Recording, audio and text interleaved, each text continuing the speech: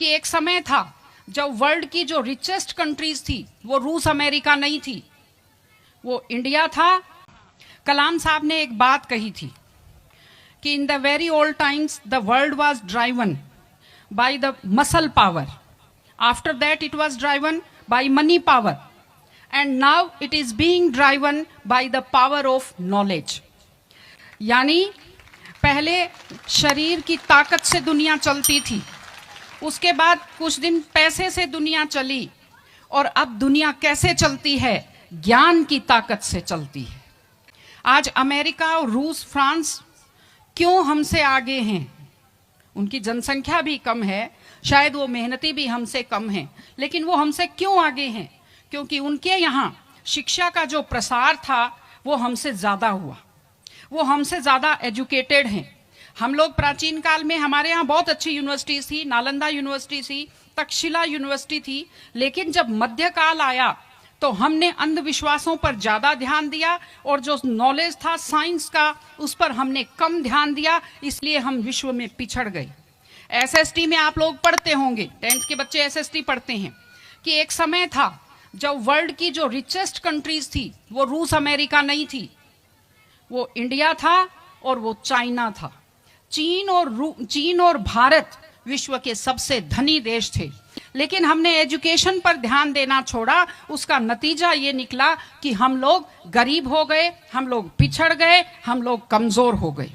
इसलिए अगर आपको खुद को ताकतवर होना है और इस देश को ताकतवर बनाना है तो आप लोग शिक्षा पर ज्यादा से ज्यादा ध्यान दीजिए।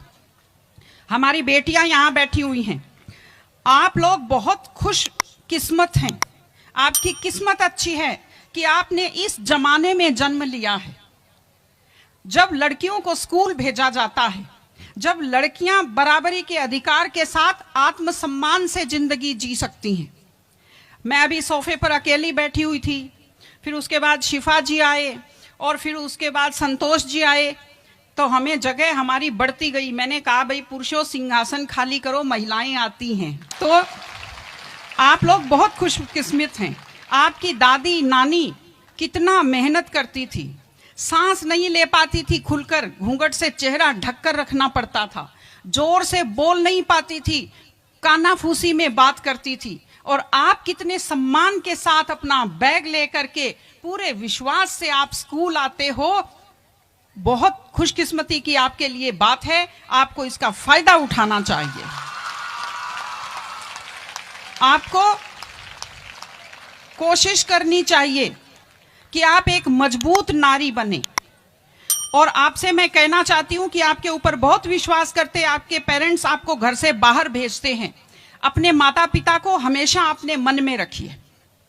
दूसरी चीज आप बच्चों से जो कहना चाहती हूँ, आजकल क्या है, पहले तो घर में बहुत सारे बच्चे होते थे, संयुक्त परिवार होता था, चलते ही कोई सिर में थप्पड़ मार देता था, बच्चों को बुरा नहीं लगता था, टीचर्स की मार खाते रहते थे, हंसते रहते थे। आजकल 1-2 बच्चे होते हैं घर में, बच्चे बहुत सेंसिटिव होते हैं। आप लोगों को जब आपके माता पिता टोकते हैं, आपके टीचर्स टोकते हैं, आपको बुरा लगता है। आपको बुरा नहीं लगना चाहिए, क्योंकि ये वो लोग हैं जो आपकी चिंता करते हैं। मैं आपको एक छोटा सा किस्सा सुनाऊंगी। एक गाय जंगल में चल रही थी, अचानक उसने देखा एक बाघ पीछे दौड़ा। गाय भी भागी जान बचाने के लिए, सामने दलदल था, वो दलदल में थोड़ा चली, वो दलदल में फंस गई। बाघ भी पीछा करता हुआ आया, वो भी दलदल में फंस गया, लेकिन गाय से थोड़ी दूरी पर था, चल नहीं पाया।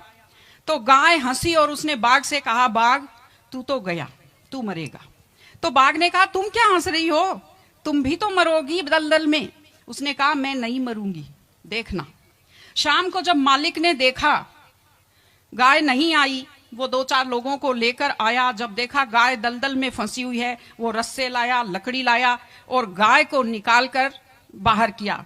तो गाय ने बाघ को कहा, बाघ तुझे कोई नहीं निकालेगा, मैंने कहा था ना, जिसको संभालने वाले होते हैं वो दलदल में फंसकर नहीं मरता।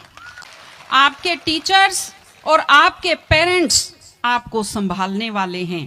आपके माता पिता जब मंदिर में जाते हैं खुद के लिए कुछ नहीं मांगते, जब वो बचत करते हैं उस पैसे से खुद के लिए कुछ नहीं खरीदते, वो पैसा आप लोगों पर खर्च करते हैं। उनकी इस चिंता को समझिए, अपने टीचर्स की चिंता को समझिए। मैं आप सबको बहुत शुभकामनाएं देती हूँ।